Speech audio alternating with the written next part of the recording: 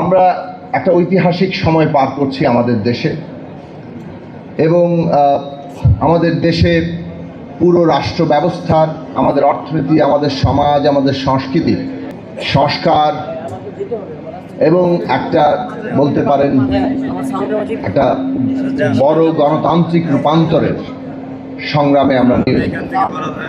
আমরা সেই কাজটা এগিয়ে নিয়ে যাওয়ার জন্য সকলেই যার যার সাধ্য অনুযায়ী চেষ্টা করছে, বিশেষভাবে যারা ফ্যাসিবাদ বিরোধী সংগ্রামী ছিল।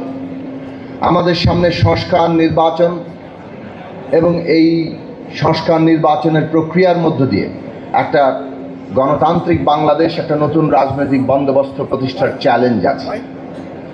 সেই চ্যালেঞ্জের মধ্যে আমাদের পদ্ধতিগত জায়গাগুলোতে রাজনৈতিক পক্ষগুলো একটা ন্যূনতম ঐক্যমত্যে আসা দরকার।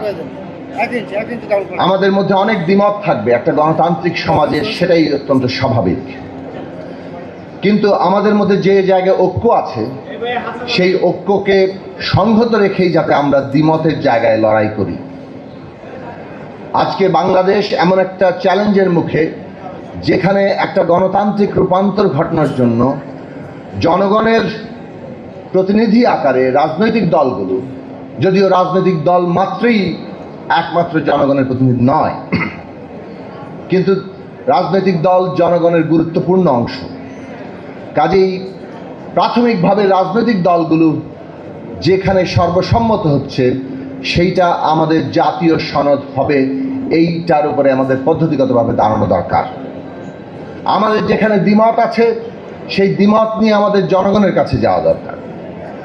জনগণ ভোট দিয়ে, তার সংগ্রাম দিয়ে সেই মতগুলোকে রাজনীতিতে প্রতিষ্ঠা করবেন। এই পদ্ধতিগত জায়গা যদি আমরা গ্রহণ করতে পারি তাহলে আগামী নির্বাচন কবে হবে এই নিয়ে বিতর্কের অবসান ঘটবে এবং আমরা আশা করি অন্তর্বর্তী সরকার সংস্কার এবং নির্বাচনের দ্রুত রোডম্যাপ দিয়ে এই অনাকাঙ্ক্ষিত বিতর্কের অবসান ঘটাবেন। সিল্কোর সিল্ক অ্যান্ড শাইন, যাতে আছে আর্গান অয়েল ও ওট প্রোটিনের গুডনেস, যা আপনার চুলকে রাখে হেলদি অ্যান্ড শাইনিং।